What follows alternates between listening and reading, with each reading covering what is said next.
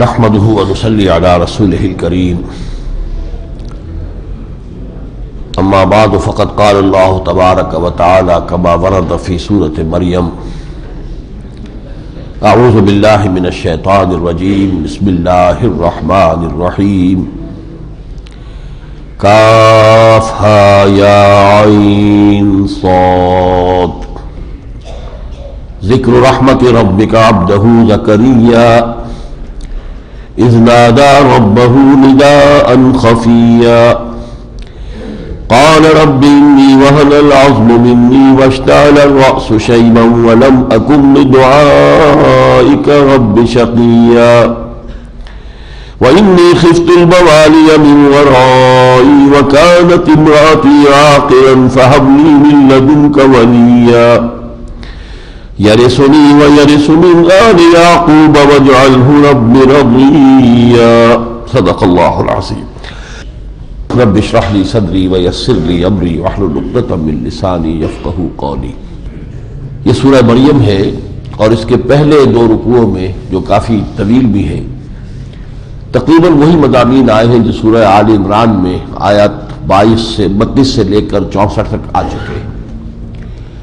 یہاں بھی پہلے حضرت زکریا کا ذکر ہے.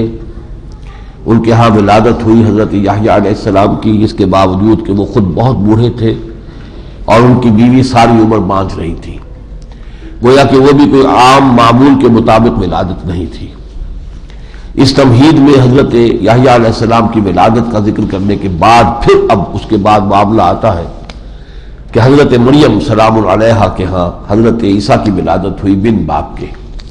یعنی ایک قدم اور آگے ہے ذرا، جو خرق عادت معلوم ہو رہا ہے، عام عادی قانون جو ہے دنیا کا اس سے ذرا ہٹ کر معاملہ ہو رہا ہے. اللہ کی قدرت خصوصی سے ہوا ہے. لیکن اصل میں دلیل جو مضمر ہے وہ یہی ہے کہ اگر اس بڑھاپے میں اور ایک بانجھ عورت کے ہاں بیٹے کی ولادت جو ہے وہ اس کا مطلب یہ نہیں ہے کہ وہ بیٹا اللہ کا بیٹا بن گیا. اسی طرح اگر بن باپ کے حضرت عیسیٰ کی ولادت ہو گئی ہے تو اسے تم نے خام خواہ اللہ کا بیٹا قرار دے دیا ہے. یہ چونکہ ہم پہلے پڑھ چکے ہیں اور بس تھوڑا تھوڑا فرق اس میں ضرور ہے. ظاہر بات ہے قرآن مجید ہے، اس میں بالکل تکرار محض جسے ہم کہتے ہیں وہ تو نہیں ہے. لیکن یہ کہ وقت کی کمی کی وجہ سے میں ان دونوں رکوعوں کو چھوڑ رہا ہوں اور مجھے امید ہے کہ آپ لوگ جب سنیں گے تو انشاءاللہ اس کا مفہوم آپ کے ذہن پر وارد ہوتا جائے گا. اب اس کے بعد اس میں خاص طور پر ذکر حضرت ابراہیم علیہ السلام کا آ رہا، اور یہ نوٹ کر لیجئے کہ اب یہ تین صورتیں جو آ رہی ہیں پھر ایک گروپ کی شکل میں ہے، سب گروپ، سورہ مریم، سورہ طٰہٰ اور سورہ انبیاء. ان میں سورہ مریم اور سورہ انبیاء جو ہے یہ وہ قصص النبیین جو ہے اس کا انداز ہے، انبیاء کرام کے حالات کا تذکرہ. وہ انباء الرسل والی بات نہیں ہے کہ رسول آیا اس نے دعوت دی کہ مجھے مانو، مجھ پر ایمان لاؤ ورنہ عذاب آئے گا، قوم نے انکار کیا، قوم ہلاک کر دی گئی، وہ نہیں. بلکہ ان کے اپنے جو اعلیٰ کردار ہیں، ان کی اپنی شخصیات ہیں، ان کے اخلاق ہیں، ان کے معاملات. تو حضرت یحییٰ، حضرت زکریا، حضرت عیسیٰ اور حضرت مریم، ان کا تذکرہ اب حضرت ابراہیم کا تذکرہ ہے. وَاذْكُرْ فِي الْكِتَابِ ابراہیم، اور قرآن میں اس کتاب میں ذکر کیجئے اے نبی حضرت ابراہیم کا. اِنَّهُ كَانَ صِدِّيقًا نَبِيًّا، یقیناً وہ ہمارے صدیق نبی تھے، نہایت راست باز سلیم الفطرت انسان جو بعد میں نبوت سے بھی سرفراز کر دیے گئے. اس قال لأبیہ یا ابت، اور یہ مثال ہے اصل میں پورے قرآن میں کہ اگر آپ اپنے سے کسی بڑے کو دعوت دے رہے ہوں، کسی بزرگ کو.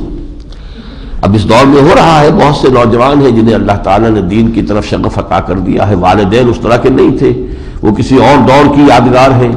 اب انہیں اپنے والدین کو بھی دعوت دینے کی ضرورت پیش آتی ہے، تو وہ انداز کیا ہونا چاہیے، اس کے لیے یہ گویا کہ ایک بہت عمدہ مثال ہے.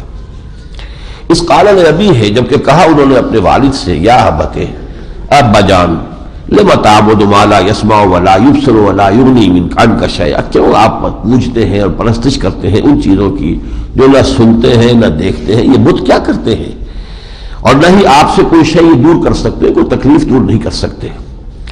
یا ابت انی قد جاءنی من العلم ما لم یاتک، ابا جان میرے پاس ایک علم آیا ہے، علم وحی جو آپ کے پاس نہیں آیا، بس میری پیروی کیجئے.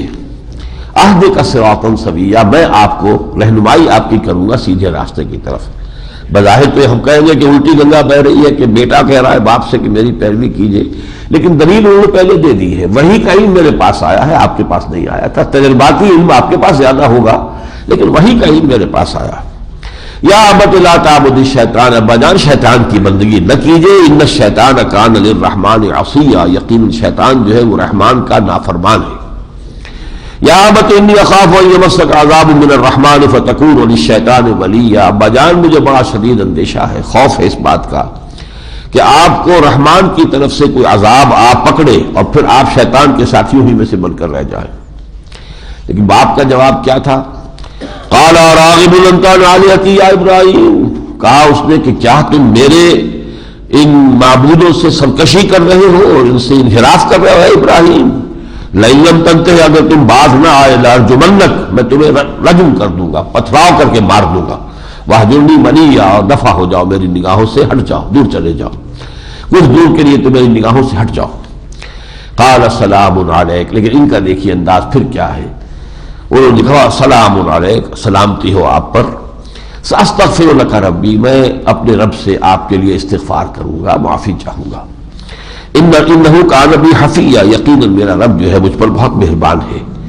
وَأَعْتَزِلُكُمْ، اب دیکھیے کہ موقف مضبوط ہے لیکن انداز نرمی کا ہے، انداز جو ہے مؤدبانہ ہے، لیکن جو اپنی بات ہے اس پر ڈٹے ہونے کا جہاں تک تعلق ہے اس میں کوئی لچک نہیں، کوئی کمزوری نہیں۔ وَأَعْتَزِلُكُمْ، میں آپ سے بھی علیحدہ ہوتا ہوں، وَمَا تَدْعُونَ مِن دُونِ اللَّهِ، اور جن کو بھی آپ پکار رہے اللہ کے سوا، وَأَدْعُو رَبِّي، اور میں تو پکاروں گا صرف اپنے رب کو۔ عسیٰ اللہ اکون بدعاء ربی شقیہ، مجھے امید ہے کہ میں اپنے رب کو پکار کر محروم نہیں رہوں گا، بد نصیب نہیں رہوں گا۔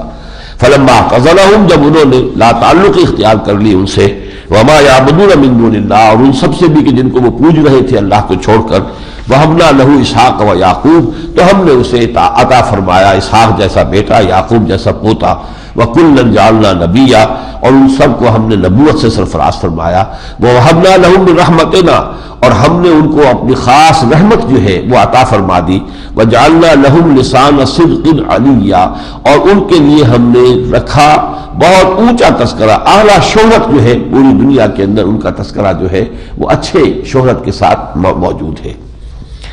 اب اس کے بعد وہ گلدستہ جو آ رہا ہے اس کے کچھ نام تو میں آپ کو پڑھ کر سنا دوں گا، ایک آیت کا ترجمہ نہیں کروں گا، وہ آیت سجدہ ہے۔ بس کن فی کتاب موسیٰ، اس کتاب موسیٰ کا بھی تذکرہ کیجئے، انہ کان مخلصا وکان رسولا نبیا، یقیناً وہ ہمارے چنے ہوئے تھے، چنا ہوا بندہ تھا اور وہ رسول نبی تھے۔ اب صدیق نبی اور رسول نبی میں کیا فرق ہے، ایک بڑا گہرا علمی مسئلہ ہے، اس پر میرا مقالہ تو ایک موجود ہے لیکن یہ کہ یہاں اس کا میں بیان نہیں کر سکتا۔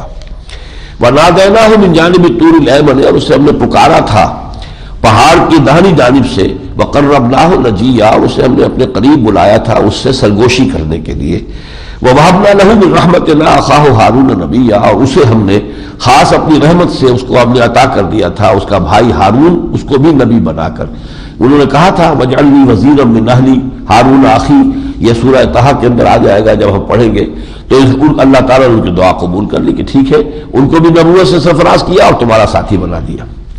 وَاذْكُرْ فِي الْكِتَابِ اسماعیل، اور ذرا اس کتاب میں اسماعیل کا تذکرہ کرو، انہ کان صادق الوعد وکان رسولا نبیا، وہ وعدے کا بڑا سچا تھا اور رسول نبی تھا۔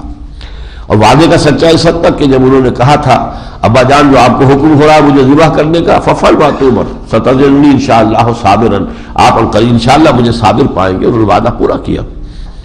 وَكَانَ يَأْمُرُ أَهْلَهُ بِالصَّلَاةِ وَالزَّكَاةِ وَكَانَ عِندَ رَبِّهِ مَرْضِيًّا، اور وہ اپنے گھر والوں کو حکم دیتے رہتے تھے نماز کا اور زکوٰۃ کا، اور وہ یقیناً اپنے رب کے نزدیک بہت ہی پسندیدہ انسان تھا۔ وَاذْكُرْ فِي الْكِتَابِ إِدْرِيسَ إِنَّهُ كَانَ صِدِّيقًا نَبِيًّا، اور ذکر کیجئے ادریس کا، وہ بھی صدیق نبی تھے۔ وَرَفَعْنَاهُ مَكَانًا عَلِيًّا، اور ہم نے ان کو بہت اونچا رتبہ عطا فرمایا یا بہت بلند مقام عطا فرمایا۔ یہ اصل میں حضرت ادریس جو ہے حضرت آدم اور حضرت نوح علیہ السلام کے درمیان کے دور کے ایک نبی ہیں۔ اولئک الذین انعم اللہ علیہم من النبیین من ذریۃ آدم وممن حملنا مع نوح، اب یہ ہے وہ آیت سجدہ ہے، یہ ہے وہ لوگ ان نبیوں میں سے کہ جن پر ہم نے انعام فرمایا، جو ذریت آدم میں سے بھی ہے اور جن کو ہم نے اٹھایا تھا نوح کے ساتھ ان کی کشتی میں، اور یہ ذریت ابراہیم اور اسرائیل یعنی حضرت یعقوب کی اولاد میں، وَمِمَّنْ هَدَيْنَا وَاجْتَبَيْنَا، اور جن کو بھی ہم نے ہدایت دی اور جن کو ہم نے پسند کر لیا، جب ان کے سامنے رحمان کی آیات پڑھی جاتی تھی تو وہ گر پڑتے تھے سجدے میں روتے ہوئے، ان پر رقت طاری ہو جاتی تھی۔ فَخَلَفَ مِن بَعْدِهِمْ خَلْفٌ، یہ ہے ہمارے لیے قابل غور بات۔ پھر ان کے بعد ان کی اولاد میں ایسے ناخلف لوگ اٹھے، اضاعوا الصلاۃ، نماز تو انہوں نے ضائع کر دی، واتبعوا الشہوات، خواہش نفس کی پیروی کی، فسوف یلقون غیا، تو عن قریب دیکھ لیں گے اپنی اس گمراہی کے انجام کو۔ الا من تاب وآمن وعمل صالحا، البتہ یہ کہ دروازہ کھلا رکھا جا رہا ہے، جو بھی ان میں سے توبہ کرے، رجوع کرے، ایمان لائے، نیک عمل کرے، فاولئک یدخلون الجنۃ ولا یظلمون شیئا، تو وہ جنت میں داخل ہوں گے اور ان پر کچھ ظلم نہیں ہوگا۔ اسی سلسلے میں ایک آیت بہت اہم آ رہی ہے، اور وہ ہے حضور صلی اللہ علیہ وسلم کا جو شوق تھا کہ وہی جلد جلد آئے۔ قرآن سے اتنی محبت شدید تھی کہ ذرا وقفہ ہو جاتا تھا وحی کے آنے میں تو آپ پر یہ وقفہ شاق گزرتا تھا۔ تو حضرت جبرائیل آئے تو آپ نے شکایت فرمائی کہ یہ آپ دیر کر دیتے ہیں، تو میرا شوق دیکھ، میرا انتظار دیکھ، آپ جلدی آیا کریں۔ تو ان کا جواب ہے جو یہاں نقل کیا جا رہا ہے، وَمَا نَتَنَزَّلُ إِلَّا بِأَمْرِ رَبِّكَ، اے نبی ہم نہیں نازل ہو سکتے مگر آپ کے رب کے حکم سے، ہماری اپنی مرضی کو اس میں کوئی دخل نہیں، جب تیرے رب کا حکم ہوتا ہے ہم وہی لے کر آ جاتے ہیں۔ وَمَا نَتَنَزَّلُ إِلَّا بِأَمْرِ رَبِّكَ، ہم نہیں نازل ہو سکتے مگر آپ کے رب کے حکم سے۔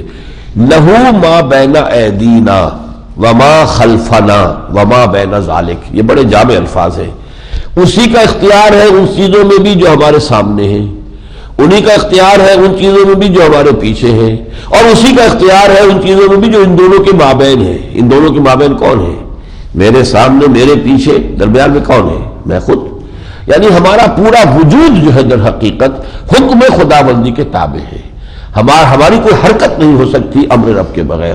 تو فرشتے کو ایمان بالملائکہ کا یہ پہلو بہت نمایاں ہے جو ذہن میں رہنا چاہیے۔ برگزیدہ ہستیاں ہیں، نورانی ہستیاں ہیں، بڑا اونچا مقام ہے، مقربین بارگاہ بھی ہیں، ان میں ملائے اعلیٰ جو ہے وہ تو محفل ہی وہ ہے کہ جس میں اللہ تعالیٰ کا جو ہے کچھ سلسلہ گفتگو کا چلتا رہتا ہے۔ ملائے اعلیٰ میں آپ اللہ تعالیٰ تذکرہ فرماتا ہے اپنے ارادوں کا، اپنے آئندہ کی جو بھی پلاننگز ہیں، لیکن ان میں سے کسی کو کوئی اختیار حاصل نہیں ہے، اور کسی کو پکارنے اور کسی سے دعا کرنے کی ہمیں اجازت نہیں ہے۔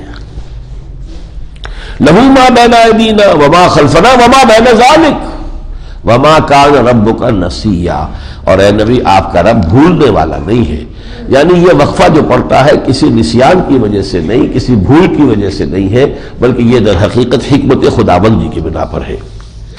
اب اس میں جو اور مضامین آ رہے ہیں جو مکی صورتوں میں جس طریقے سے کہ مشرکین کے ساتھ رد و قضا ہے وہ بھی انشاءاللہ آپ سنیں گے تو انشاءاللہ ان کا ترجمہ آپ کے ذہن میں آتا چلا جائے گا۔ اس میں البتہ یہ آیت پھر نوٹ کیجئے کہ روکا جا رہا ہے عجلت سے، وَلَا تَعْجَلْ عَلَيْهِمْ إِنَّمَا نَعُدُّ لَهُمْ عَدًّا، اے نبی ان کے بارے میں جلدی نہ کیجئے۔ یعنی یہ بھی ایک طبع بشری کا تقاضا تھا کہ اللہ تعالیٰ کب تک ان کی رسی دراز کرے گا؟ اب یہ ظلم توڑ رہے ہیں اہل ایمان پر، کیسے کیسے ستا رہے ہیں صحابہ کرام کو، اللہ تعالیٰ کیوں نہیں ان کی اب جو ہے ان کی جو آخری حد لے آتا اور ان کی جو ہے وہ مہلت ختم کر دیتا؟ تو فرمایا فلا تعجل علیہ، ابھی اس پر آپ جلدی نہ کیجیے، یہ ہماری حکمت کے اندر ہے، ہماری مشیت کے تابع ہے، ہم جانتے ہیں کیا بہتری ہے۔ ولا تعجل علیہم انما نعد لهم عدا، ہم سب چیز گن گن کر رکھ رہے ہیں، ان کے سارے اعمال کی گنتی کر رہے ہیں، بھرپور سزا انہیں ہم دے دیں گے، لیکن یہ کہ وہ وقت کب آئے گا وہ ہمارے اپنا۔ اسی میں پھر جو خاص طور پر تذکرہ ہوا ہے کہ جو یہ عیسائیوں کا عقیدہ ہے، چونکہ سورہ مریم میں سب سے بڑی بحث جو آئی ہے وہ تو حضرت مسیح سے متعلق ہے، اور یہی وہ آیات تھی کہ جو حضرت جعفر طیار رضی اللہ تعالیٰ عنہ نے نجاشی کے دربار میں پڑھ کر سنائی تھی، کہ جس کے نتیجے میں نجاشی جو ہے وہ ایمان لے آیا اور اس نے مانا کہ واقعتاً مسیح کی حقیقت یہی ہے جو ان آیات میں بیان ہوئی، باقی تو کہانیاں ہیں جو ایجاد کر دی گئی ہیں۔ وہ چونکہ ایک بہت ہی نیک دل انسان تھا، بہت بڑا عالم بھی تھا، اور پھر وہاں جو مسلمان گئے تھے بطور مہاجر، پھر ان کو اس نے عزت کی، ان کو پورا امن فراہم کیا۔ تو وہاں یہ آیات کیونکہ بہت اہم ہے، اب اس میں ہی یہ آیت میں آ رہی ہے کہ اللہ تعالیٰ کا کتنا غضب بھڑکتا ہے کہ اس کے لیے بیٹا بیٹی کی بات کی جائے، وہ اس کی شان بہت بلند و اعلیٰ اور عرفہ ہے اس سے۔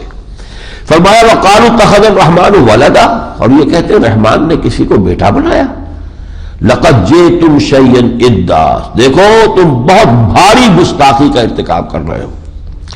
کتنی بھاری ہے یہ گستاخی؟ تکاد السماوات یتفطرن منہ، قریب ہے کہ آسمان پھٹ پڑے تمہاری اس گستاخی کی بنا پر. وتنشق الارض، زمین شق ہو جائے. وتخر الجبال حدا، اور یہ پہاڑ جو ہے یہ دھماکے کے ساتھ گر پڑے. ان دعوا للرحمن ولدا، کہ انہوں نے رحمان کے لیے بیٹا تجویز کیا ہے. وما ينبغي للرحمن ان يتخذ ولدا، رحمان کے شایان شان یہ نہیں ہے کہ وہ کسی کو بیٹا بنائے. یہ بات سمجھ لیجیے، شایان شان کیوں نہیں ہے؟ بیٹے کی ضرورت اسے ہوتی ہے جو خود فانی ہو. ہمیں کیوں طلب ہوتی ہے؟ ہم ختم ہو جائیں گے، ہمارا نام رہے، ہمارا نام لیوا رہے، ہمارا وجود کا ایک تسلسل، معنوی تسلسل رہی ہے نا، بیٹا جو ہے نسل چل رہی ہے. وہ ان کے لیے ہے کہ جو خود معدوم ہو جانے والے ہیں، جن پر موت آ جانے والی.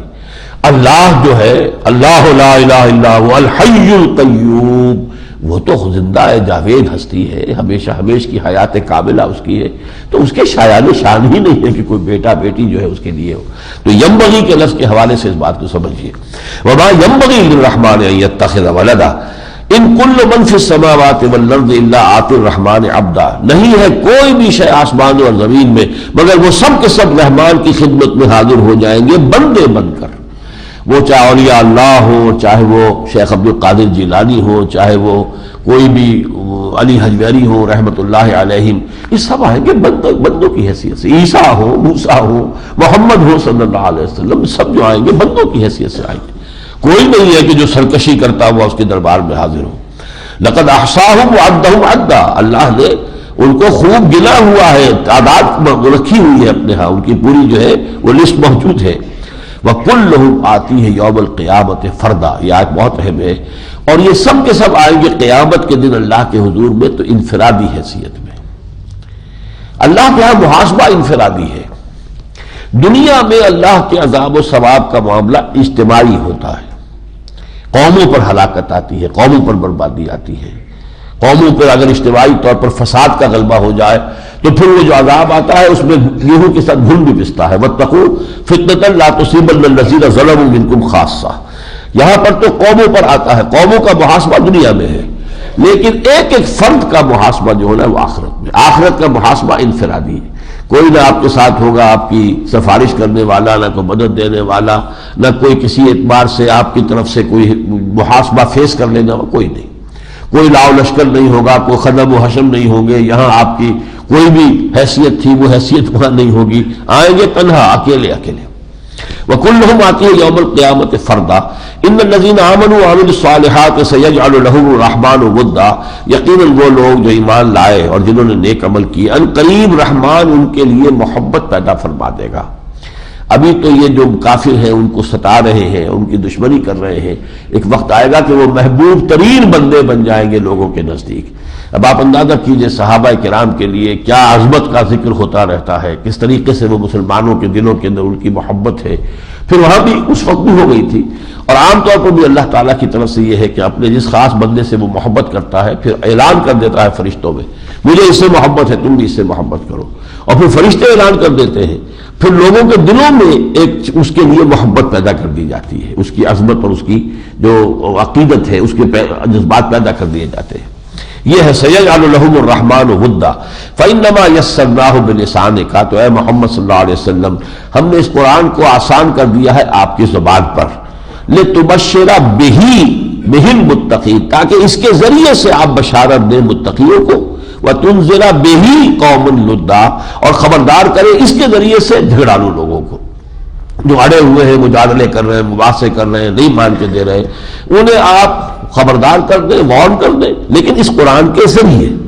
اور جو لوگ سیدھے راستے پر آ رہے ہیں انہیں آپ بشارت دیں، لیکن اس قرآن کے ذریعے. یہ وہی مضمون ہے جو سورہ انعام میں بہت میں نے آپ کو نوٹ کرایا تھا. انذار قرآن کے ذریعے، تبشیر قرآن کے ذریعے، تذکیر قرآن کے ذریعے. لتبشر بہ المتقین وتنذر بہ قوما لدا وکم اہلکنا قبلہم من قرن، اور کتنی ہی نسلوں اور قوموں کو ہم نے ان سے پہلے ہلاک کیا. هل تحس منہم من احد، کیا ان میں سے کسی کی کوئی آہٹ تمہیں آتی ہے، کو پتہ چلتا ہے کہ کوئی چل رہا ہو ان میں سے؟ اور تسمع لہم رکزا، کیا ان کی کوئی بھنک تمہارے کانوں میں ان کی آوازوں کی پہنچتی ہے؟ معدوم ہو گئے، نسیم منسیہ ہو گئے، اب ان کا ذکر ہی نہیں ہے۔ قوم عاد کہاں ہوتی تھی، کہاں گئی، پتہ ہی نہیں۔ قوم سمود کا تو پھر بھی پتہ تو ہے کہ یہ کھنڈر ہے، یہ ان کے محل ہے، یہ انہوں نے چٹانیں تراش کر کے مکان بنائے تھے، لیکن خود کہاں ہے، نام و نشان مٹ گیا۔ اس کے بعد یہ سورہ طٰہٰ ہے۔ بسم اللہ الرحمن الرحیم، طٰہٰ ما انزلنا علیک القرآن لتشقی الا تذکرۃ لمن یخشی، صدق اللہ العظیم۔ یہ میں نے آپ کو بتایا تھا سورہ یوسف جب ہم پڑھ رہے تھے کہ سورہ یوسف پورے قرآن میں منفرد ہے اس اعتبار سے کہ پوری سورت 12 رکوعوں کی ایک ہی نبی کے حالات پر مشتمل ہے، کوئی اور سورت ایسی قرآن میں نہیں۔ ہاں اس کے کچھ قریب پہنچتی ہے تو یہ سورہ طٰہٰ ہے کہ اس میں 8 رکوع ہے، جن میں سے 5 رکوع حضرت موسیٰ علیہ السلام کے حالات پر مشتمل ہے۔ گویا کہ انباء الرسل میں سے ایک اہم جو ہے اللہ کے رسول حضرت موسیٰ علیہ السلام، اور یہ نوٹ کر لیجئے قرآن مجید کی 6500 آیات میں سے 550 آیات جو ہے وہ قرآن مجید میں حضرت موسیٰ کے حالات پر ہے۔ 1/13 آف دی ہول آف قرآن حضرت موسیٰ کے حالات پر ہے۔ طٰہٰ ما انزلنا علیک القرآن لتشقی، یہ قرآن ہم نے آپ پر اس لیے نازل نہیں کیا کہ آپ مشقت میں پڑیں یا آپ ناکام ہو، یہ شقاوت دونوں معنی دیتی ہے اپنے اندر۔ الا تذکرۃ لمن یخشی، یہ تو یاد دہانی ہے ان کے لیے کہ جو اللہ کا کوئی خوف دل میں رکھتے ہوں۔ تنزیلا ممن خلق الارض والسماوات العلی، اس کا اتارا جانا ہے اس ہستی کی طرف سے جس نے زمین کو بھی پیدا کیا اور ساتھ جو آسمان ہے اونچے ان کو بھی بنایا۔ الرحمن، وہ رحمان ہے، علی العرش استویٰ، جو عرش پر یعنی تخت حکومت پر متمکن ہوا۔ لہ ما فی السماوات وما فی الارض وما بینہما وما تحت الثری، اسی کا ہے جو کچھ کے آسمانوں میں ہے اور اسی کا ہے جو کچھ کے زمین میں ہے اور اسی کا ہے جو کچھ کے ان دونوں کے مابین ہے اور اسی کا ہے جو کچھ کے پاتال میں ہے، زمین کی بھی تحت الثری، پاتال میں۔ وَإِن تَجْهَرْ بِالْقَوْلِ فَإِنَّهُ يَعْلَمُ السِّرَّ وَأَخْفَى، اگر چاہے تم کوئی آواز بلند کرو تو وہ تو جانتا ہے جو کہ چھپا ہوا ہے اور جو انتہائی مخفی ہے اسے بھی جانتا ہے۔ تو تمہارا جو ہے بلند آواز سے اسے پکارنے کا کوئی فائدہ نہیں ہے، تم اپنے دل کے اندر بھی پکار سکتے ہو۔ سورہ اعراف میں یہ بات کئی مرتبہ آئی ہے۔ اللہ لا الہ الا ہو، وہ اللہ ہے جس کے سوا کوئی الہ نہیں، لہ الاسماء الحسنی، تمام اچھے اسماء اسی کے ہیں۔ اب یہ واقعہ آ رہا ہے کہ جو حضرت موسیٰ علیہ السلام کو جہاں رسالت سے سرفراز فرمایا گیا، مدین سے جب واپس آ رہے تھے اپنے اہل کو لے کر، اور راستے میں کوہ طور پڑتا ہے تو وہاں سردی کی شدید رات کے اندر ایک تو راستہ بھٹک گئے، راستہ نہیں پتہ چل رہا تھا اور سردی سے شدید جو ہے وہ دقت تھی، تو دور کہیں آگ نظر آئی۔ اس آگ کی طرف پھر انہوں نے کہا اپنے جو اہل خانہ تھے کہ آپ لوگ اب یہاں ٹھہرے، میں جاتا ہوں آگ سے، یا کوئی وہاں سے آگ لے آتا ہوں، چنگاری لے آتا ہوں تاکہ یہاں پہ کوئی تاپ ہو اسے، یا یہ کہ شاید کوئی راستے کا بھی مجھے سراغ وہاں مل جائے۔ وہاں گئے ہیں تو وہاں وہ جو ہے اللہ تعالیٰ نے آپ کو نبوت سے تو پہلے ہی سرفراز تھے، اب رسالت پر فائز کر دیا۔ اس کا قصہ چونکہ یہی آیا ہے پہلی مرتبہ، وہ میں آپ کو پورا پڑھ کر سنا رہا ہوں۔ وَهَلْ أَتَاكَ حَدِيثُ موسیٰ، اور کیا تمہیں پہنچ چکی ہے موسیٰ کی بات، موسیٰ کی خبر؟ اِذْ رَأَىٰ نَارًا، جبکہ انہوں نے دیکھا تھا آگ کو، فَقَالَ لِأَهْلِهِ، تو انہوں نے کہا اپنے اہل خانہ سے، امکثوا، ذرا ٹھہرو، انی آنست نارا، میں نے آگ دیکھی ہے، آگ نظر آئی ہے مجھے، لعلی آتیکم منہا بقبس، یہ بھی ہو سکتا ہے کہ میں وہاں سے کوئی چنگارہ لے آؤں تمہارے پاس، او اجد علی النار ہدی، یا یہ کہ آگ پر پہنچ کر مجھے کوئی ہدایت مل جائے، کوئی راستے کی جو ہے رہنمائی مل جائے۔ فلما اتاہا، جب وہ موسیٰ پہنچے اس آگ کے پاس، نودی یا موسیٰ، اب کہا گیا، ندا کی گئی، پکارا گیا، اے موسیٰ انی انا ربک فاخلع علیک، یہ آگ نہیں ہے جسے دیکھ کر تم آئے ہو، یہ تو میں ہوں تمہارا رب، انی انا ربک فاخلع علیک، تو اپنی جوتیاں اتار دو، انک بالوادی المقدس طویٰ، تم پاک وادی میں ہو اس وقت، طویٰ میں، وَأَنَا اخْتَرْتُكَ فَاسْتَمِعْ لِمَا يُوحَىٰ، اور میں نے تمہیں چن لیا ہے، اختیار کر لیا ہے، پسند کر لیا ہے۔ اب ذرا توجہ سے سنو تو وحی کی جا رہی ہے تمہیں، اِنَّنِي أَنَا اللَّهُ لَا إِلَٰهَ إِلَّا أَنَا فَاعْبُدْنِي۔ یہ علامہ اقبال نے اپنے لیکچرز میں جو 2 ایگوز قرار دی ہیں، ایک ایگو انفائنائٹ ایگو، انا الہ محدود، انا مطلق، اور ایک ہے چھوٹی سی انا ہمارے اندر بھی ہے، تو انائے صغیر انائے کبیر، یہ آیت قرآن مجید کی اس انائے کبیر کا جو جلال ہے اس کو نمایاں کرنے میں سب سے اہم ہے۔ اننی انا اللہ لا الہ الا انا فاعبدنی واقم الصلاۃ لذکری، یقیناً میں ہی ہوں، میں اللہ جس کے سوا کوئی معبود نہیں، میرے سوا کوئی معبود، بس میری ہی بندگی اور پرستش کرو اور نماز قائم رکھنا میری یاد کے لیے۔ اور نمبر 2 بات، وَإِنَّ السَّاعَةَ آتِيَةٌ، قیامت آ کر رہنے والی شے ہے، أَكَادُ أُخْفِيهَا، اسے میں چھپائے رکھوں گا، یہ نہیں بتاؤں گا کہ کب آئے گی، لِتُجْزَىٰ كُلُّ نَفْسٍ بِمَا تَسْعَىٰ، تاکہ یہ کہ ہر ذی نفس جو ہے محنت کرتا رہے اور پھر اس کو اس کا بھرپور صلہ مل جائے۔ فَلَا يَصُدَّنَّكَ عَنْهَا، تو دیکھنا اس آخرت سے تمہیں برگشتہ نہ کر پائے وہ لوگ، بل لا یؤمنوا بہا، جو اس پر ایمان نہیں رکھتے، جو دنیا پرست ہے انہی کو دیکھ کر تم بھی کہیں دنیا پرستی ہی میں لگ جاؤ۔ وَاتَّبَعَ هَوَاهُ فَتَرْضَىٰ، اور جنہوں نے پیچھے پیروی کی ہے اپنی خواہشات کی تو وہ تمہیں بھی ہلاک کر دیں گے، برباد کر دیں گے۔ وَمَا تِلْكَ بِيَمِينِكَ يَا موسیٰ، موسیٰ یہ تمہارے داہنی ہاتھ میں کیا ہے؟ قَالَ هِيَ عَصَايَ، ان کا یہ میرا عصا ہے، أَتَوَكَّأُ عَلَيْهَا، میں اس پر ٹیک بھی لگا لیتا ہوں، وَأَحُشُّ بِهَا عَلَىٰ غَنَمِي، اپنی بکریوں کے لیے میں ذرا پتے جھاڑتا ہوں اس سے درختوں کے، وَلِيَ فِيهَا مَآرِبُ أُخْرَىٰ، اور میرے لیے اس میں اور بھی بہت سے کام ہیں، چھوٹے موٹے میں اور ضرورتیں پوری کرتا ہوں۔ قال القها یا موسیٰ، کہا ذرا ڈال دو زمین پر اس کو اے موسیٰ، فالقاها ڈال دیا، فاذا هي حیۃ تسعیٰ، تو اچانک وہ سانپ بن گیا دوڑتا ہوا۔ قال خذها ولا تخف، اللہ نے فرمایا اب اس کو پکڑ لو اور ڈرو نہیں۔ سنعیدها سیرتها الاولیٰ، ہم ان قریب اسے لوٹا کر پچھلی ہی صورت پر لے جائیں گے، یعنی پھر وہ عصا کا عصا بن گیا۔ وَاضْمُمْ يَدَكَ إِلَىٰ جَنَاحِكَ، اور ذرا اپنے ہاتھ کو اپنے بغل کے اندر اپنے پہلو کے ساتھ دباؤ، جوڑو، تخرج بیضاء، پھر جس کو نکالو گے تو وہ سفید ہوگا، من غیر سوء، کسی عیب کی وجہ سے نہیں، کوئی برس نہیں ہے، کوئی بیماری نہیں ہے۔ آیتن اخرى، یہ دوسری نشانی ہے، لنریک من آیاتنا الکبریٰ، تاکہ ہم تمہیں دکھائیں اپنی بڑی نشانیاں۔ اب نشانیاں دینے کے بعد اب حکم ہو رہا، اذهب الى فرعون انه طغى، یہاں سے رسالت شروع ہوئی، جاؤ اب فرعون کی طرف، یقیناً وہ بہت سرکش ہو گیا ہے۔ قال رب اشرح لي صدری ويسر لي امری واحلل عقدۃ من لسانی یفقهوا قولی، حضرت موسیٰ نے عرض کیا پروردگار میرے لیے میرے سینے کو کھول دے، میرے لیے میرے اس کام کو آسان فرما دے جو بھاری بوجھ میرے اوپر ڈال رہا ہے۔ واحلل عقدۃ من لسانی، میری زبان میں لکنت ہے، میری اس لکنت کو بھی کھول دے۔ یفقهوا قولی، تاکہ وہ میری بات اچھی طرح سمجھ سکے، لکنت والے آدمی گفتگو کرے تو اس کی بات کو سمجھنے میں دقت ہوتی ہے۔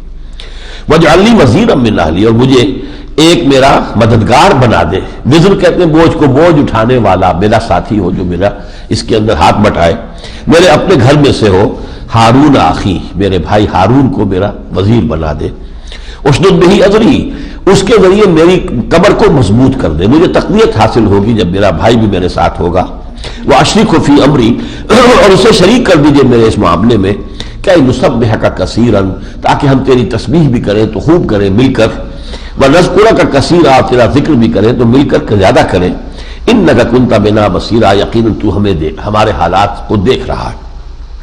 قال قد اوتیت سؤلک یا موسیٰ، فرمایا اللہ نے ٹھیک ہے تمہاری درخواست گرانٹڈ، اوتیت سؤلک یا موسیٰ، تم نے جو پوچھا مانگا وہ دے دیا گیا۔ وَلَقَدْ مَنَنَّا عَلَيْكَ مَرَّةً أُخْرَىٰ، اور ہم نے تو اس سے پہلے بھی ایک مرتبہ تم پر بہت بڑا احسان کیا تھا۔ إِذْ أَوْحَيْنَا إِلَىٰ أُمِّكَ مَا يُوحَىٰ، جبکہ ہم نے تمہاری ماں کو وحی کی تھی جو تمہیں اب ہم وحی کر رہے ہیں، تو اب تمہیں بتا رہے ہیں کہ ہم نے تمہاری ماں کو کیا وحی کی تھی اس وقت۔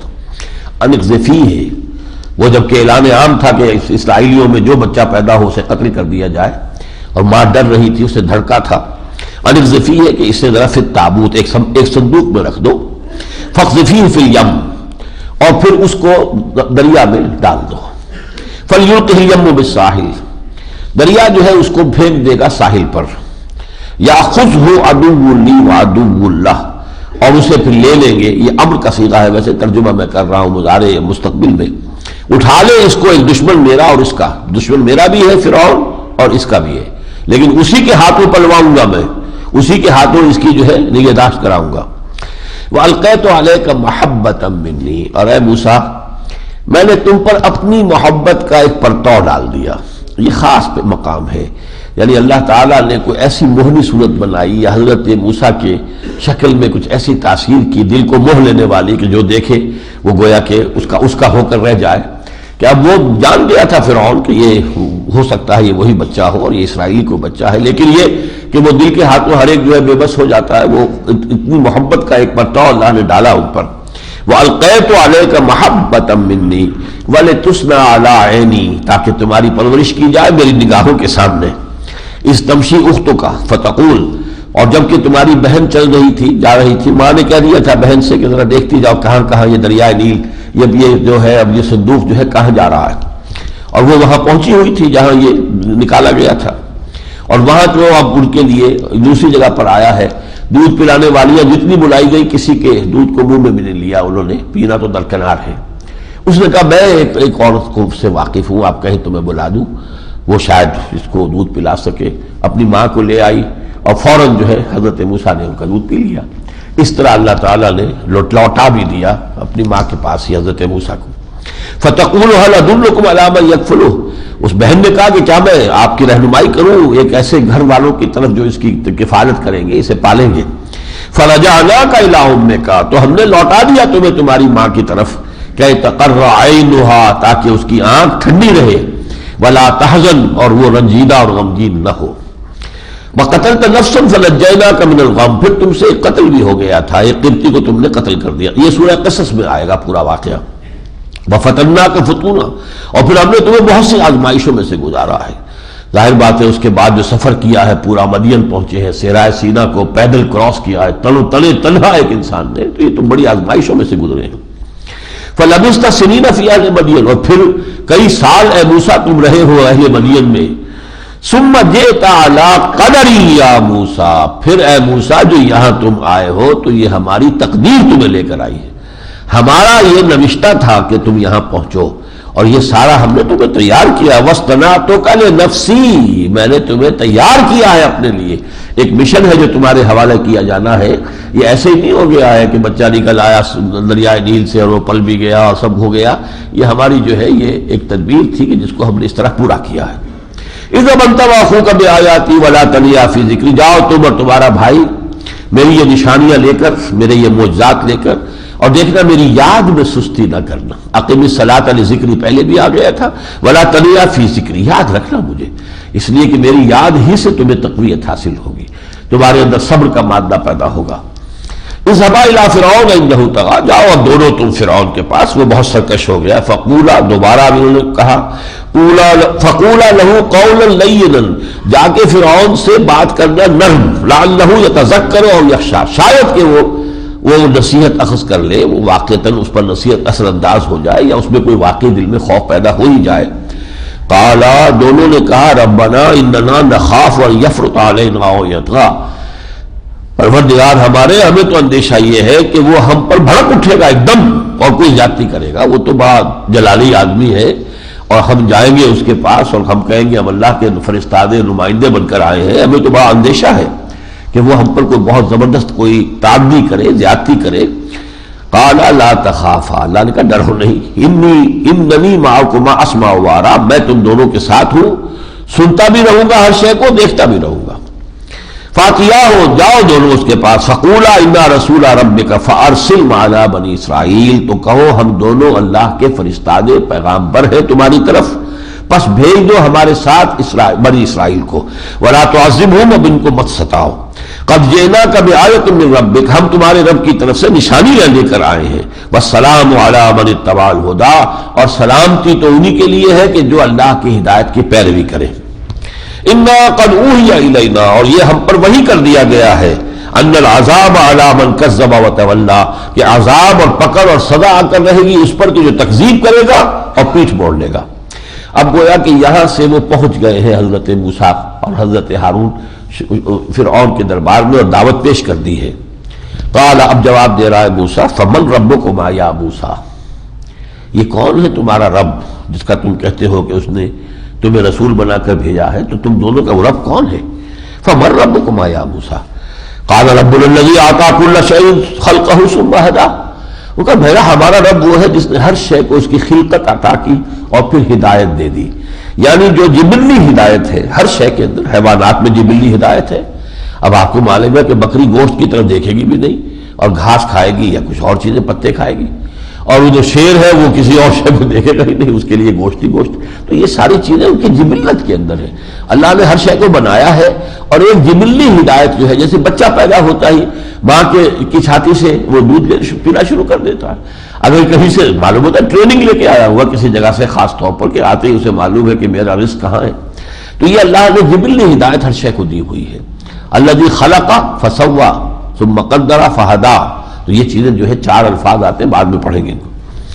قال فما بال القرون الاولی، بڑا ترک کا پتہ پھینکا ہے یہ فرعون نے کہ یہ جو پچھلی نسلیں گزر گئی ان کا کیا ہوگا، یعنی آج تم ہمارے پاس تو آ گئے کہ تمہیں اللہ نے رسول بنا کے بھیج دیا، چلیے بالفرض ہم آپ کی بات مان ہی لیتے ہیں، ہمارے اگلوں کا کیا ہوگا جن کے پاس تو کوئی رسول نہیں آیا؟ تو اس کا کیا مطلب ہے؟ وہ چاہتا تھا یہ کہتے سب کافر ہیں، بدماش سب کے سب جو جہنمی ہے، جو بھی تمہارے آباء و اجداد ہیں، یہ الفاظ کہیں تاکہ یہ ساری قوم جو سن رہی ہے اس کے اندر ایک غصہ پیدا ہو جائے اور ایک جو ہے عصبیت جاہلی کی وجہ سے وہ آگے بات نہ سنے۔ لیکن بڑا ہی حکیمانہ جواب دیا ہے حضرت موسیٰ نے، قال علمها عند ربی فی کتاب، ان کا علم جو ہے میرے رب کے پاس ایک کتاب میں ہے، لا یضل ربی ولا ینسیٰ، میرا رب نہ بھٹکتا ہے نہ بھولتا ہے، مجھ سے کوئی سروکار نہیں ہے اس کا، میں نہیں جانتا، جو بھی پچھلوں کے ساتھ ہونا ہے وہ اللہ جانتا ہے، اس کے پاس ان کا علم موجود ہے، باقی یہ ہے کہ میں اس پر مکلف نہیں ہوں کہ اس کا جواب دوں کہ ان کا کیا ہوگا۔ الذی جعل لکم الارض مہدا، لیکن پھر اپنی بات کو جاری رکھتے ہوئے وہی اللہ ہے ہمارا رب جس نے تمہارے لیے زمین کو بنا دیا ہے بچھونے اور بستر کے مانند، وسلک لکم فیہا سبلا، اور اس میں تمہارے لیے راستے بنا دیے ہیں، وانزل من السماء ماء، اور اس نے آسمان سے پانی برسایا ہے، فاخرجنا بہ ازواجا من نبات شتیٰ، اور پھر اس نے طرح طرح کے مختلف جو ہیں وہ جوڑوں کی شکل کے اندر میوے وغیرہ اور نباتات پیدا کر دیے، کلوا ورعوا انعامکم، اور کہہ دیا ہے کہ کھاؤ خود بھی اور چراؤ اپنے چوپایوں کو بھی، ان فی ذلک لآیات لأولی النہی، یقیناً اس میں نشانیاں ہیں ان لوگوں کے لیے کہ جو عقل والے ہوں، منہا خلقناکم وفیہا نعیدکم ومنہا نخرجکم تارۃ اخری، اور یہی زمین ہے کہ جس سے ہم نے تمہیں بنایا، اور یہی ہے کہ جس میں تمہیں لوٹا دیں گے، اور یہی ہے کہ جس میں سے پھر تمہیں ایک مرتبہ نکال لیں گے۔ لقد اریناہ آیاتنا کلہا فکذب وابا، ہم نے اس فرعون کو اپنی ساری آیات دکھا دی لیکن اس نے انکار کیا، ان سب کا تکذیب کی اور انکار کیا۔ اس کے بعد پھر اس سورہ مبارکہ میں بھی وہی جادوگروں کا جو معاملہ ہوا، پھر مقابلہ ہوا، اور جادوگر جو ہے پھر جب انہیں محسوس ہو گیا کہ یہ تو جادو نہیں ہے، موسیٰ کے پاس جو کچھ ہے، اور وہ ایمان لے آئے، اور اس پر پھر غضبناک ہوا وہ کہ یہ تم میری اجازت کے بغیر کیسے ایمان لے آئے ہو۔ یہ ساری چیزیں ہم پڑھ چکے ہیں، اور اس کے بعد جو ہے وہ ہم آگے چل رہے ہیں۔ جب حضرت موسیٰ علیہ السلام کو بلایا گیا تھا کوہ طور پر 40 دن کے لیے یا 30 دن کے لیے، یہ ہم پڑھ چکے سورہ اعراف میں، وہاں ذکر نہیں تھا، یہاں اس کا ایک خاص معاملہ ذکر ہو رہا ہے کہ حضرت موسیٰ علیہ السلام وقت معین سے پہلے پہنچ گئے، شوق، وہاں جواب طلبی ہو گئی، وما اعجلک عن قومک یا موسیٰ، اے موسیٰ تم اپنی قوم کو پہلے چھوڑ کر پہلے کیسے آ گئے، کس چیز نے تمہیں آمادہ کیا؟ قال هم اولائی علی اثری، اب دعا لجاجت کے ساتھ جواب ہے، پروردگار بس وہ بھی پیچھے پیچھے ہیں میرے، وعجلت الیک رب لترضی، میں تو جلدی کر کے آیا پروردگار کہ تو راضی ہو جائے، تو میرا شوق دیکھ، میرا اشتیاق دیکھ۔ یہ ساری چیزیں جو آ رہی ہے پچھلی صورت میں بھی جو تھی کہ جلدی نہیں ہونی چاہیے خیر کے کام میں بھی، حضور اگر وحی کے لیے جلدی مچا رہے تو روک دیا گیا کہ نہیں، یہ جو ہے وما نتنزل الا بامر ربک، اور ہم نازل ہوتے ہیں وہی لے کر تو اللہ کے حکم سے آتے ہیں، اور آپ کا رب کوئی بھولتا نہیں ہے، آپ یہ نہ سمجھیے کہ کوئی نسیان کی وجہ سے دیر ہو جاتی ہے یا کوئی کسل ہے خدا نہ خواستہ اللہ کو کہ بھیجنے میں سستی ہو جاتی ہے، نہیں، ایسی بات نہیں ہے، اس کی حکمت میں ہے۔ تو اسی طریقے سے پھر فرمایا تھا کہ ان کے بارے میں بھی جلدی مت کیجیے کہ ان پر عذاب آ جانا چاہیے، ان کی رسی جو ہے مزید دراز نہیں ہونی چاہیے، یہ بھی ہماری حکمت ہے، ہم جتنی چاہیں گے مہلت دیں گے۔ یا پھر وہی خیر میں بھی اجلت پسندی جو ہے یہ مضر شے ہے، ہر شے کو سہج پکے سو میٹھا ہو، نیکی کے کام میں بھی آپ اس کی خاص فطری رفتار سے آگے بڑھ کر چاہیں گے کہ تیزی سے چلے، تو وہ کام کچا رہ جائے گا، اور کسی آئندہ مرحلے پر وہ کچائی ظاہر ہوگی اور پورے کیے کرائے کے اوپر جو ہے ان کا بیڑا غرق ہو جائے گا۔ تو عجلت پسندی جو ہے در حقیقت یہ ایک بہت بڑی، اسی لیے بالکل ابتدا میں بھی حضور کو روک دیا گیا تھا، اے نبی وَلَا تُحَرِّكْ بِهِ لِسَانَكَ لِتَعْجَلَ بِهِ إِنَّ عَلَيْنَا جَمْعَهُ وَقُرْآنَهُ فَإِذَا قَرَأْنَاهُ فَاتَّبِعْ قُرْآنَهُ۔ اس قرآن کو جلدی جلدی مت یاد کیجئے کہ جلدی سے قرآن جو آپ حاصل کر لیں، یہ اپنا ہمارا وعدہ ہے، آپ کے سینے میں اسے محفوظ کر دیں گے، باقی جہاں تک اس کا نازل ہونا ہے یہ ہماری حکمت کے تحت ہے۔ تو فرمایا وما عجلك عن قومك يا موسى قال هم أولئك على أثري وعجلت إليك ربي لترضى قال فإنا قد فتنا قومك من بعدك وأضلهم السامري۔ اللہ نے فرمایا تو ہم نے تمہارے بعد تمہاری قوم کو فتنے میں مبتلا کر دیا ہے اور انہیں گمراہ کر دیا ہے سامری نے۔ وہ جو بچڑا بنایا تھا وہ سارا ہم سورہ اعراف کے اندر واقعہ پڑھ آئے ہیں، اسی کو یہاں پر پھر دہرایا گیا ہے۔ یہ جو ہے ساری چیزیں انشاءاللہ تعالیٰ چونکہ سورہ بنی اسرائیل میں بھی آ چکی، سورہ بقرہ میں بھی، سورہ اعراف میں بھی، یہاں بھی آئی ہے، لیکن یہ کہ ان کے اوپر اب ہم جو ہے تیزی سے گزر رہے ہیں۔ انشاءاللہ آپ جب پڑھیں گے سنیں گے تو وہ آپ کو یہ چیزیں مستحضر ہو جائیں گی۔ لیکن اس جلدی کے معاملے میں پھر ایک آیت آئی ہے اس میں چھٹے رکوع کے آخر میں وَلَا تَعْجَلْ بِالْقُرْآنِ مِنْ قَبْلِ أَنْ يُقْضَىٰ إِلَيْكَ وَحْيُهُ۔ اے نبی اس قرآن کے ضمن میں بھی جلدی نہ کیجئے اس سے قبل کہ اس کی وحی جو ہے کامل ہو آپ پر۔ وَقُلْ رَبِّ زِدْنِي عِلْمًا، البتہ آپ کے اندر جو بھی کچھ ایک شوق ہے، اشتیاق ہے، تو آپ اللہ سے یہ کہتے رہیے، دعا کرتے رہیے رب زدنی علما، پروردگار میرے علم میں اور اضافہ فرما، پروردگار میرے علم میں اور اضافہ فرما۔ یہ دعا تو آپ کرتے رہے، لیکن یہ ہے کہ اس میں جلد بازی سے قرآن مجید کے بارے میں بھی، یا یہ کہ جو ہماری حکمت میں جو بھی تاخیر ہے مختلف چیزوں کے لیے ابھی ان کے بارے میں جلدی، ان تمام اس عجلت پسندی سے اپنے آپ کو بچائیے۔ اس کے بعد اس میں حضرت آدم اور ابلیس کا جو قصہ ہے وہ بھی آیا ہے۔ اب میں آخر میں آ رہا ہوں وَلَوْلَا كَلِمَةٌ سَبَقَتْ مِنْ رَبِّكَ لَكَانَ لِزَامًا وَأَجَلٌ مُّسَمًّى۔ اے نبی اگر اس سے پہلے ایک وقت معین طے نہ ہو چکا ہوتا اور آپ کے رب کی طرف سے اس کا فیصلہ ہو نہ چکا ہوتا تو یہ قرآن ان کے لیے یقیناً مڈبھیڑ بھی ہو چکی ہوتی اور یہ ان کے لیے آخری فیصلہ ہو چکا ہوتا اب تک، لیکن اللہ تعالیٰ نے اس کے لیے وقت معین کیا ہوا ہے، وہ فیصلہ اسی وقت آئے گا۔ لہذا فاصبر علی ما یقولون، بس اے نبی صبر کیجئے اس پر کہ جو یہ کہہ رہے ہیں۔ یہ جو مکی صورتوں کے اختتام پر جیسے میں نے سورہ حجر میں توجہ دلائی تھی، وہاں 15 آیات جو ہے خاص حضور کے ساتھ 1 to 1 ایک بات کے اوپر جیسے ہوتا ہے گفتگو ایک نجی سطح پر، ذاتی سطح پر، تو بہت سی مکی صورتوں کے اختتام پر یہ معاملہ ہوتا ہے۔ وَاصْبِرْ عَلَىٰ مَا يَقُولُونَ، اور جو کچھ یہ کہہ رہے ہیں نبی اس پر صبر کیجئے۔ وَسَبِّحْ بِحَمْدِ رَبِّكَ قَبْلَ طُلُوعِ الشَّمْسِ وَقَبْلَ غُرُوبِهَا، اور اپنے پروردگار کی حمد کے ساتھ تسبیح کرتے رہیے سورج کے طلوع ہونے سے قبل بھی اور سورج کے غروب ہونے سے قبل بھی۔ یہ گویا کہ 2 نمازیں اب خاص ہو گئی، سورج کے طلوع ہونے سے قبل فجر، سورج کے غروب ہونے سے قبل عصر۔ اور اسی اعتبار سے میں یہ سمجھتا ہوں کہ احناف کا جو موقف ہے عصر کے بارے میں کہ وہ ذرا تاخیر سے پڑھتے ہیں، اہل حدیث حضرات ہمارے جو ہے وہ بہت جلدی پڑھتے ہیں عصر کو، لیکن قبل غروبہا یا قبل، یہ اس سے یعنی یہ جو نماز ہے در حقیقت یوں سمجھیے کہ جیسے طلوع شمس سے قبل ہے فجر، اتنا ہی فصل جو ہے غروب شمس سے پہلے جو ہے وہ عصر کا ہے۔ یہ وقت جو ہے اس کا موضوع تر ہے ان الفاظ قرآنی کی روح سے۔ وَمِنْ آنَاءِ اللَّيْلِ فَسَبِّحْ، اور رات کے اوقات میں بھی تسبیح کیا کیجئے۔ اب رات میں مغرب کی نماز بھی ہے، عشاء کی نماز بھی ہے، اور یہ کہ اللہ اگر ہمت دے اور توفیق دے تو پھر تہجد کی رات بھی ہے، نماز بھی ہے۔ وَأَطْرَافَ النَّهَارِ، اور دن کے دونوں طرف، اب دن کے دونوں طرف ظہر بھی ہے، یہ جو ہے نماز وہ دن کے ڈھلنے پر ہے، اور دن کے سورج کے نصف النہار سے پہلے جو ہے وہ ایک نماز چاشت کی نماز ہے جسے فرض نہیں کیا گیا ہے، لیکن وہ تقریباً اتنے ہی فاصلے سے نصف النہار کے سے پہلے ہے جتنا کہ نصف النہار کے بعد ظہر ہے۔ تو اصل میں یوں سمجھیے کہ نمازیں 8 ہیں، 4 رات کی 4 دن کی، جن میں سے 5 کو فرض قرار دیا گیا، 3 کو نفل کر دیا گیا۔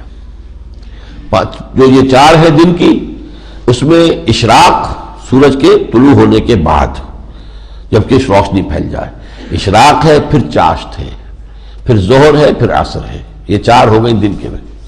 رات میں مغرب ہے، عشاء ہے، پھر تہجد ہے، پھر فجر ہے، وہ بھی چونکہ طلوع شمس سے پہلے. تو 4 رات میں اور 4 دن میں، اور تقریباً ایک پہر کا وقفہ ان میں ہے. ایک پہر. 8 پہر مشہور ہے. 8 پہرا روزہ رکھا ہے، جس نے سحری نہیں کھائی تو 8 پہر کا روزہ ہو جاتا ہے اس کا. تو 3 گھنٹے 24 گھنٹے جو 8 پہر ہے، ایک نماز کو اس میں رکھا گیا ہے.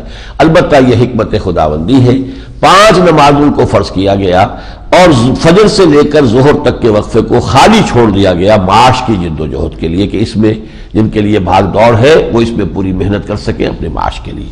اور 3 نمازیں جو ہے اس میں سے جو ہے وہ نفل کر دی گئی. تو فرمایا وَسَبِّحْ بِحَمْدِ رَبِّكَ قَبْلَ طُلُوعِ الشَّمْسِ وَقَبْلَ غُرُوبِهَا وَمِنْ آنَاءِ اللَّيْلِ فَسَبِّحْ وَأَطْرَافَ النَّهَارِ لَعَلَّكَ تَرْضَىٰ، تاکہ تو راضی ہو جائے. اللہ راضی ہو جائے نہیں، ترضا، اے محمد آپ راضی ہو جائے.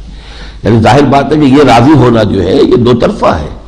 رضی اللہ عنہم ورضوا عنہ، جو جن سے اللہ راضی ہو جاتا ہے انہی سے در حقیقت پھر بندے بھی راضی ہوتے ہیں. وَلَا تَمُدَّنَّ کا یہ مضمون جو آ چکا ہے سورہ ہجر میں اب پھر آیا ہے. اب آپ کی نگاہیں نہ بڑھیں، وَلَا تَمُدَّنَّ نہ بڑھائیں آپ اپنی نگاہوں کو إِلَىٰ مَا مَتَّعْنَا بِهِ أَزْوَاجًا مِّنْهُمْ، اس ساز و سامان دنیاوی کی طرف کہ جو ہم نے ان میں سے کچھ لوگوں کو عطا کر دیا ہے. ان کی دولت، ان کی جائیداد، ان کی جو بھی چمک دمک دنیا کی ہم نے ان کو دی ہے، آپ کی نگاہیں ادھر نہ اٹھیں. زہرت الحیات الدنیا، یہ تو در حقیقت حیات دنیاوی کی چمک دمک ہے، اس کے سوا کچھ بھی نہیں. یہ ایک چمک ہے جیسا کہ سورہ کہف میں ہم بار بار پڑھتے ہوئے زینت الحیات الدنیا، زینت الحیات الدنیا، زینت الحیات الدنیا. یہاں زہرا کا ہے چمک، یہ جو رونق ہے چمک ہے دنیا کی زندگی کی. لنفتنہم فیہ، اور یہ اس لیے ہے کہ ہم ان کو فتنے میں ڈالیں، ہم ان کا امتحان لیں، انہیں آزمائیں، ان کو ابتلاء اور آزمائش سے دوچار کریں. وَرِزْقُ رَبِّكَ خَيْرٌ وَأَبْقَىٰ، جو رزق آپ کو آپ کے رب نے دیا ہے وہ بہت بہتر بھی ہے، باقی رہنے والا بھی. یہ رزق کون سا ہے؟ یہ رزق جو ہے سورہ وہ ہجر کی طرف چلیے. وَلَقَدْ آتَيْنَاكَ سَبْعًا مِّنَ الْمَثَانِي وَالْقُرْآنِ الْعَظِيمِ، ہم نے آپ کو 7 آیتیں عطا کی ہیں جو بار بار دہرائی جانے والی ہے، پڑھی جانے والی. سورہ فاتحہ قرآن عظیم عطا کیا ہے، وہ ہے اصل دولت. وہ ہے کہ جو جس کی قدر و قیمت جو ہے آپ کو اتنی مستحضر رہنی چاہیے کہ اس کے سامنے دنیا کی ہر شے حقیر نظر آئے، ہیچ نظر آئے، کوئی حیثیت اس کی نظر نہ آئے. وَلَا تَمُدَّنَّ عَيْنَيْكَ إِلَىٰ مَا مَتَّعْنَا بِهِ أَزْوَاجًا مِّنْهُمْ زَهْرَةَ الْحَيَاةِ الدُّنْيَا لِنَفْتِنَهُمْ فِيهِ وَرِزْقُ رَبِّكَ خَيْرٌ وَأَبْقَىٰ وَأَمُرْ أَهْلَكَ بِالصَّلَاةِ وَاصْطَبِرْ عَلَيْهَا، اور اپنے گھر والوں کو بھی حکم دیتے رہا کیجئے نماز کا، اور خود بھی اس پر پوری طریقے سے کاربند رہیے. دیکھیے نبی بھی بلند نہیں ہے اس سے. ہمارے بعض غلط قسم کے صوفیوں میں یہ ایک بہت بڑی گمراہی پھیلی ہوئی ہے کہ جو اللہ تک پہنچ گیا ہو، اللہ کے بہت اس کے لیے نماز کی ضرورت نہیں ہے. یہ صورتحال بہت بڑی گمراہی ہے. بہت سے پیر ہیں جو باقاعدہ لوگوں کو یعنی ان کی طرف سے چھٹی ہو جاتی ہے کہ ہم آپ کی طرف سے جو ہے وہ جواب دہی کریں گے، آپ پر نماز فرض نہیں ہے. یہی قریبی میں والٹن اس علاقے میں موجود ہے ایسے پیر. لیکن یہاں یہ کہ نبی سے کہا جا رہا ہے وَأَمُرْ أَهْلَكَ بِالصَّلَاةِ وَاصْطَبِرْ عَلَيْهَا، اس کے اوپر خود آپ پوری طرح کاربند رہیں. لا نسألک رزقا، ہم آپ سے کوئی رزق کا سوال نہیں کر رہے. نحن نرزقک، ہم آپ کو رزق دینے والے ہیں. کوئی رزق جو ہے وہ کسی انسان سے اللہ نہیں مانگتا. والعاقبۃ للتقوی، اور یقیناً عاقبت کا جو گھر ہے، پچھلا گھر جو ہے آخرت کا، وہ تو تقوی پر ہے. وہ جن لوگوں کے اندر تقوی کی روش ہوگی وہی اس سے بہرہور ہوں گے. وَقَالُوا لَوْلَا تَأْتِينَا بِآيَةٍ مِّن رَبِّهِ، یہ وہی مضمون جو بہت مرتبہ آیا ہے. اور وہ کہتے ہیں کیوں نہیں یہ لے کر آئے یَأْتِينَا بِآيَةٍ مِّن رَبِّهِ، اپنے رب کے پاس سے کوئی آیت کیوں نہیں لے کر آئے، کوئی نشانی، کوئی بہت بڑا معجزہ. أَوَلَمْ تَأْتِهِمْ بَيِّنَةُ مَا فِي الصُّحُفِ الْأُولَىٰ، کیا ان کے پاس وہ بینہ نہیں آ چکی ہیں جو پچھلے صحیفوں میں تھی؟ یعنی تمام جو ہم نے کتابیں نازل کی تھیں، تورات اور انجیل اور زبور، اور اس سے پہلے صحف ابراہیم، ان سب کا جو اصل لب لباب اور خلاصہ ہے وہ اس کو قرآن میں ہم نے نازل کر دیا. اب اس سے بڑا کون سا معجزہ ان کو چاہیے؟ انہیں کوئی نشانی چاہیے تو اس سے بڑی کوئی نشانی نہیں. اس کو ہم نے کتنی مرتبہ چیلنج کر لیا ہے کہ اگر تم سمجھتے ہو کہ یہ محمد کا گھڑا ہوا کلام ہے خود، تو پھر لاؤ کوئی ایک صورت تم ایسی بنا لاؤ کہ تم بھی کہہ سکو کہ ہاں یہ قرآن جیسی ہے، تو پھر تو تمہیں کچھ شک کرنے کا جو ہے حق پہنچے گا، ورنہ نہیں، اور کوئی بھی اس چیلنج کا مقابلہ نہیں کر سکا۔ اولم تأتهم بینۃ ما فی الصحف الاولی ولو اللہ اہلکناہم بعذاب من قبلہ، اور اگر ہم نے ان کو ہلاک کر دیا ہوتا اس قرآن کے نازل کرنے سے پہلے ہی کو عذاب بھیج کر، لقالو تو یہ کہتے، یہ ان کا عذر ہوتا، ربنا لولا ارسلت الینا رسولا، پروردگار تو نے ہمارے پاس رسول کیوں نہیں بھیجا؟ یعنی یہ ہم پر جو اچانک عذاب آ گیا بغیر اس کے کہ ہمیں وارن کیا جاتا، ہمیں دعوت دی جاتی، جو ہم پڑھ چکے ہیں رسلا مبشرین و منذرین لئلا یکون للناس علی اللہ حجت بعد الرسل، تو وہ حجت بیان ہو رہی ہے۔ لولا ارسلت الینا رسولا، کیوں نہیں بھیجا ہماری جانب ایک رسول، فنتبع آیاتک، تو ہم تیری آیات کا اتباع کرتے، پیروی کرتے، من قبل ان نذل ونخزا، اس سے پہلے کہ ہم ذلیل ہوتے اور رسوا ہوتے، اس سے پہلے ہمیں موقع تو دیا جاتا، ہمیں تبلیغ تو کی جاتی، ہمیں وارن تو کیا جاتا۔ قل کل مترب، اب مطلب یہ کہ اب جب یہ قرآن آ گیا ہے تو کہتے کوئی اور معجزہ دو، اللہ کا رسول بھی آ گیا، قرآن بھی آ گیا، اب جس کو بھی حق کی کوئی طلب ہے وہ اس کے ذریعے سے حق کو حاصل کر سکتا ہے۔ قل کل متربص فتربصوا، کہہ دیجئے سب انتظار میں ہے تو کرو انتظار، فستعلمون من اصحاب الصراط السوی ومن اہتدی، تو ان قریب تم جان لوگے کہ کون ہے جو سیدھے راستے پر آ گئے اور کون ہے وہ کہ جو ہدایت یافتہ ہوئے، ہم یا تم، یہ حقیقت بہت جلد منکشف ہو جائے گی، زیادہ دیر کی بات نہیں ہے۔ بارک اللہ لی ولکم فی القرآن العظیم ونفعنی وإیاکم بالآیات والذکر الحکیم۔